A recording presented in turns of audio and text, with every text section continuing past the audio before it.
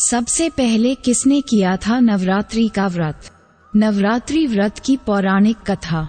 नवरात्रि व्रत कथा के अनुसार एक समय बृहस्पति जी ने ब्रह्मा जी के समक्ष चैत्र व आश्विन मास के शुक्ल पक्ष में पड़ने वाले नवरात्र का महत्व जानने की इच्छा जताई। उन्होंने कहा, इस व्रत का क्या फल है, इसे किस प्रकार किया जाता है, सबसे पहले इस व्रत को किसने किया, ये सब विस्तार से कहिए। बृहस्पति जी के प्रश्नों का जवाब देते हुए ब्रह्मा जी ने कहा, हे बृहस्पति, प्राणियों के हित की इच्छा से तुमने बहुत अच्छा प्रश्न किया है। जो इंसान मनोरथ पूर्ण करने वाली माँ दुर्गा, महादेव, सूर्य और नारायण का ध्यान करता है, वे धन्य है। यह नवरात्र व्रत संपूर्ण कामनाओं को पूर्ण करने वाला है। इस व्रत को करने से पुत्र सुख, धन, विद्या और सुख मिलता है।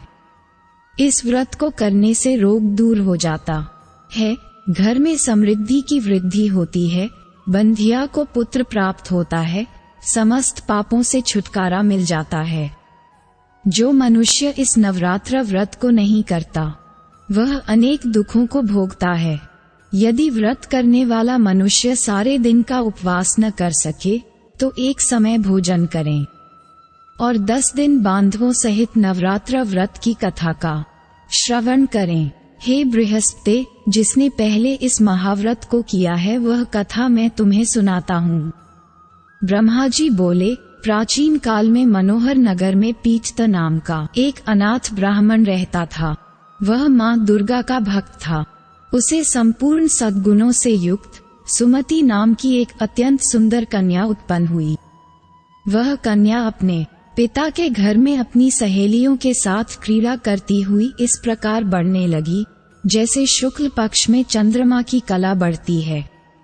उसका पिता प्रतिदिन जब दुर्गा मैया की पूजा करके होम किया करता, वह उस समय नियम से वहां उपस्थित रहती।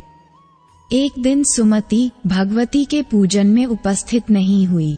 उसके पिता को पुत्री की ऐसी असावधानी देखकर क्रोध आया और वह पुत्री से कहने लगा, अरे दुष्ट पुत्री, आज तूने भगवती का पूजन नहीं किया, इस कारण मैं किसी कुष्ठ रोगी या दरिद्र मनुष्य के साथ तेरा विवाह करूंगा।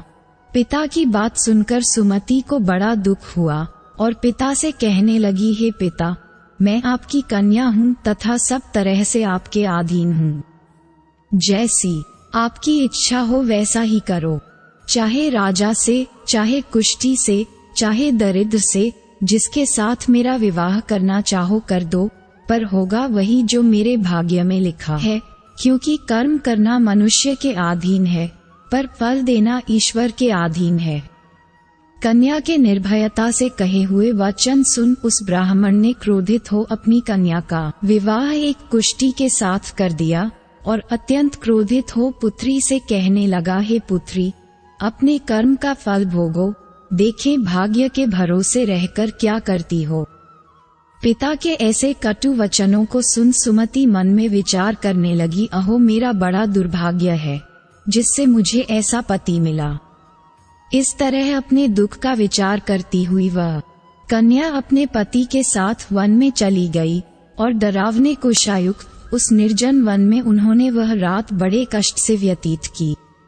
उस गरीब बालिका की ऐसी दशा देख देवी भगवती ने पूर्व पुण्य के प्रभाव से प्रकट हो सुमति से कहा, हे दीन ब्राह्मणी, मैं तुझसे प्रसन्न हूँ, तुम जो चाहो सो वरदान मांग सकती हो। भगवती दुर्गा का यह वचन सुन ब्राह्मणी ने कहा, आप कौन हैं वह सब मुझसे कहो।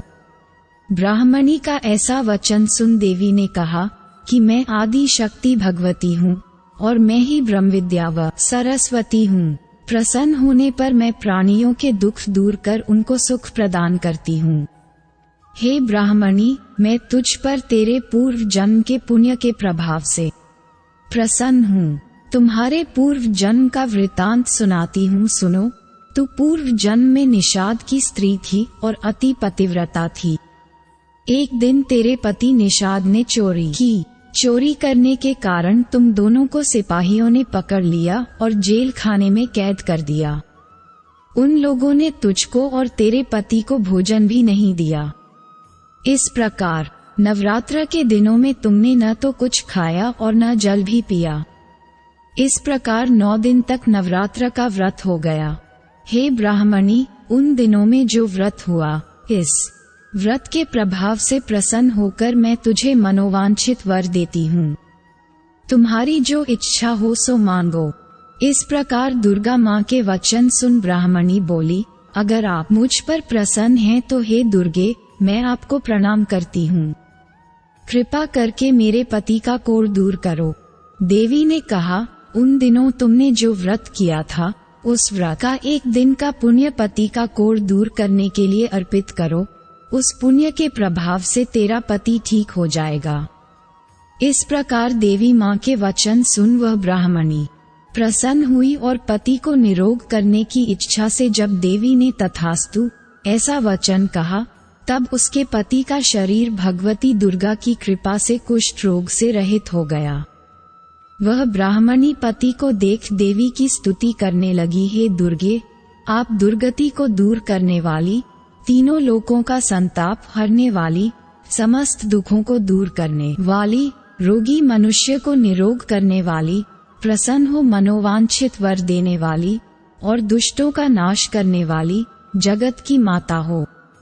हे अम्बे, मुझ निरपराध अबला को मेरे पिता ने कुष्ठी मनुष्य के साथ विवाह कर घर से निकाल दिया। पिता से तिरस्कृत निर्जन वन में विचर रही हूँ। आपने मेरा इस विपदा से उद्धार किया है। हे देवी, आपको प्रणाम करती हूँ, मेरी रक्षा करो।